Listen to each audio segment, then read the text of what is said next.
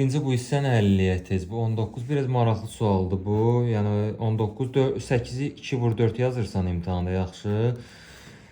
4-ü içəri atırsan. Elə 4-ü içəri atıp da 16-nı 3-ə vurmayacam. 48 eləyir. Belə yazıram elə 16 vur 3. Elə bu da fikir verin. A plus B-nin kvadratı düsturdur bu kök altı ifadə. Yəni kök altında 16 üstəgəl kök altda 3-ün kvadratıdır. Fikir verin, kök altda 16'nın kvadratı 16, bunun kvadratı 3, 16 üstəgəl 3 19. Bir də vur 2 AB deyil, üstəgəl 2 vur AB deyil, üstəgəl də var burada. 2 vur A vur B. Fikir verin. Aha.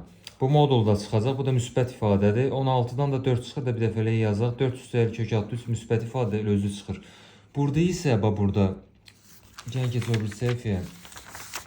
4 üstəgəl kök altda 3 alındı. Yəni birincinin cavabı. Birinci ifadənin buradakı. İndi ikinci ifadənin də cavabı 4 çıx kök altda 3 olacaqdır. Çıx 2 AB-dir. Yaxşı, açıq B-nin kvadratdır. Modul da çıxır, amma 4 çıx kök altda 3, 4 kök altda 3-dən böyükdə kök altda 16 eləyir. Ona görə də modulsuz yaza bilərik. Müsbət ifadədir bu. Bildiniz, 4 çıx kök altda 3 müsbət. Yəni kök altda 3 çıx 4 çıxa bilməz ha. Kök altda 3 çıx 4 çıxa bilməz. Mənfi modul həmişə müsbət verir. Kök altda 3-dən mənfi kök altda 3 getdi. 4 üstəgəl 4 8. Cavab C variantı.